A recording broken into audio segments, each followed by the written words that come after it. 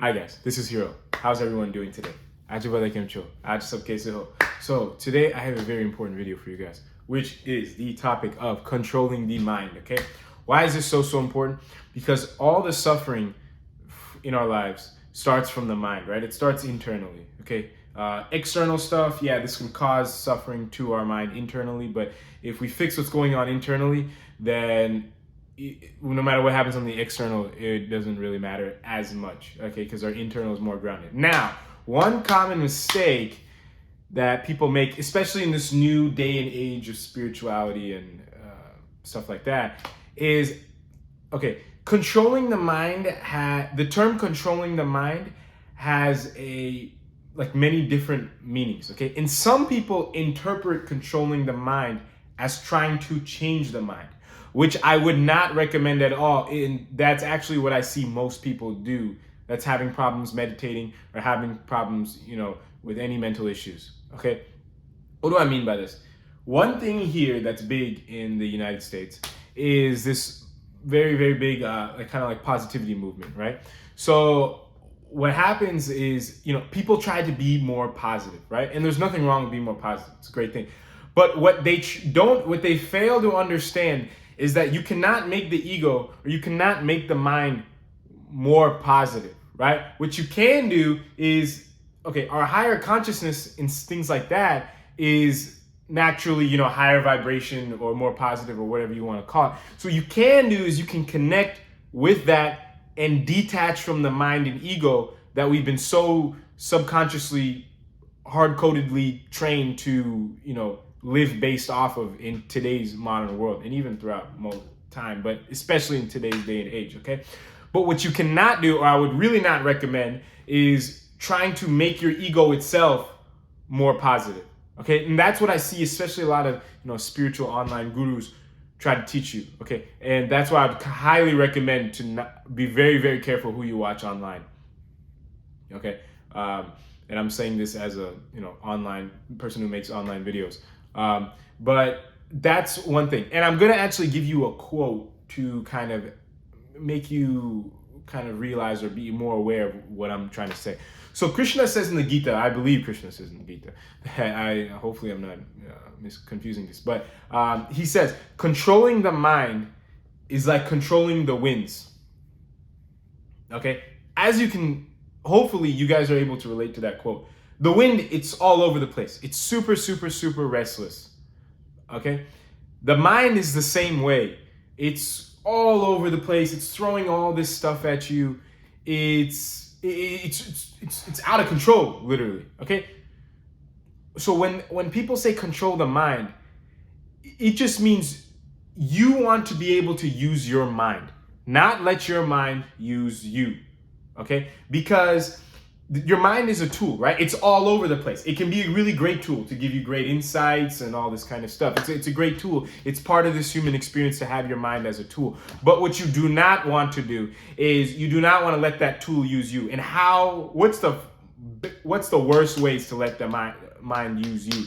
That's basically by identifying with the mind, having over attachment to the mind, and not only the mind, but everything the mind says. So your mind's going to spit out all sorts of thoughts and emotions at you, right?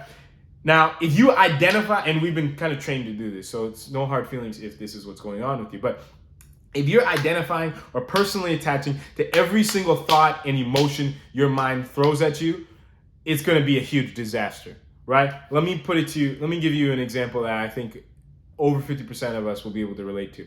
You used to be in some relationship, right? And that relationship broke off. Now, afterwards, your mind is still going to throw certain thoughts and emotions in regards to that person at you, okay? Because it's a tool. It's just how the mind works, okay? It's restless. It's all over the place. Now, if you want to attach and identify to every single thought and emotion that your mind throws at you, this is going to be a disaster, okay? You probably will never, have a high level of state of happiness throughout your whole life.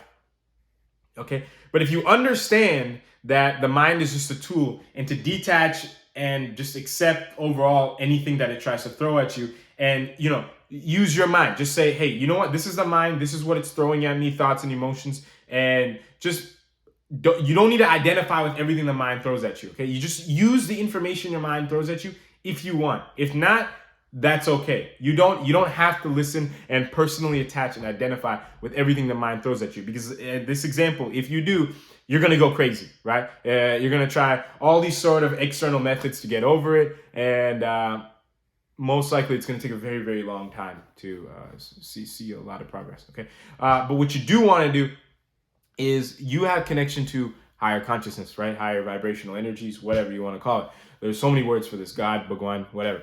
So if you attach to that and resonate with that, which is our true soul, right? The ego, the mind, it's just a part of, it's just something we have to deal with for this birth, and then it goes away after we leave. Okay, but the true higher consciousness connection, soul, all that kind of stuff, that's forever. That's carrying over from life to life. But because we've been taught so much to attach to the mind and stuff like that, that we let it control us, okay, rather than we control the mind. Okay, so what we want to do is we want to attach to that, higher consciousness or whatever, and see, what we have, what we've truly at a soul level came to do during this human experience. Okay, what karmas we have, and that includes some desires, right? That includes some desires. So what karmas we have, all this kind of stuff. We want to focus on that because that's actually what we really are. Okay, that's what we really came here to do. All this other stuff, the ego and the mind and stuff like that, that's very, very temporary.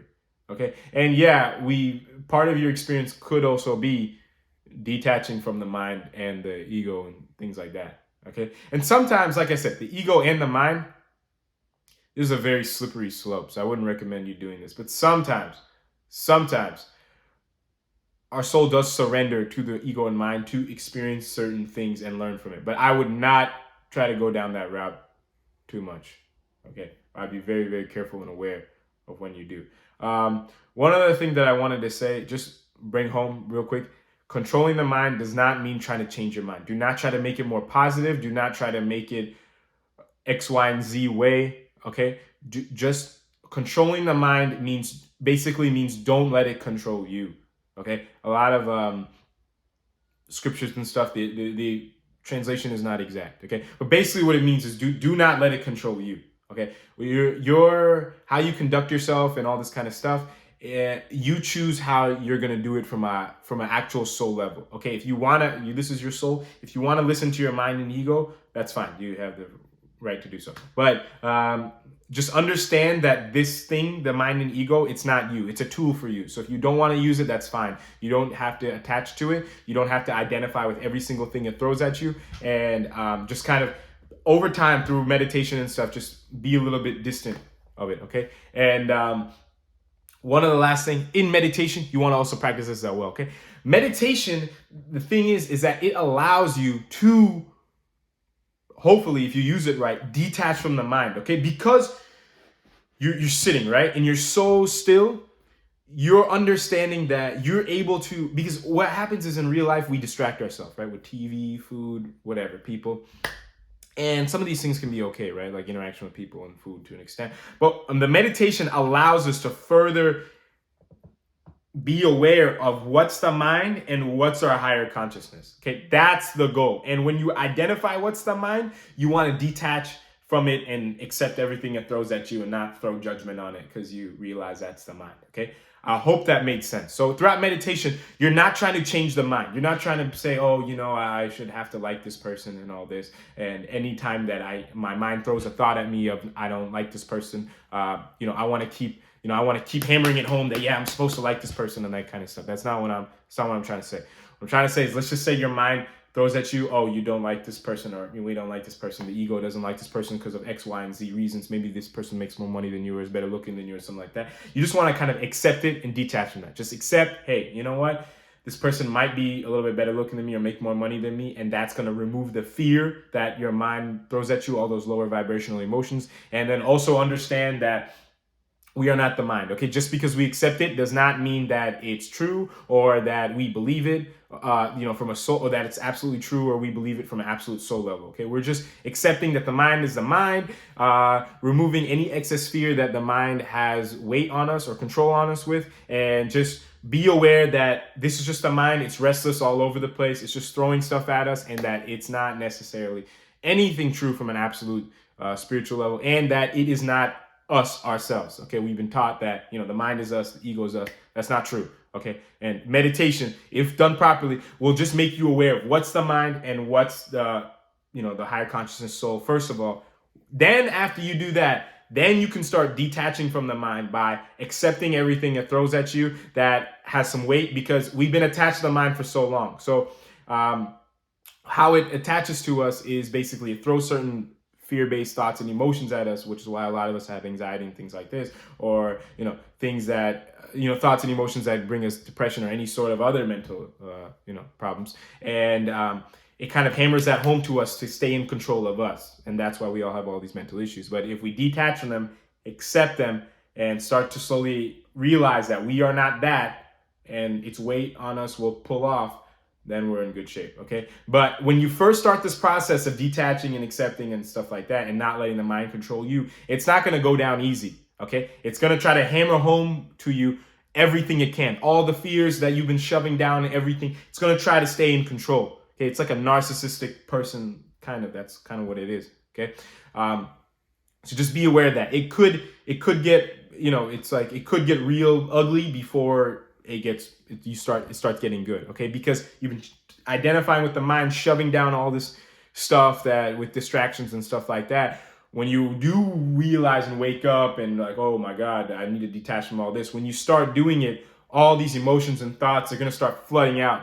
Okay, because you've been holding it back for so much, and your mind's, like I said, it's not going to want to quit. It's going to try to hammer everything home at you. It's not just going to be like, hey, you know what, I'm going to let you be. No, it's not going to do that. Okay, so just keep that in mind. But if you have any questions or comments on this topic, let me know. This is something that's related to almost every single video I get, because like I said, all suffering starts with the mind, or comments that I get. So you can let me know either comment section or email. And until next time, I'll talk to you guys later. Thank you all for watching.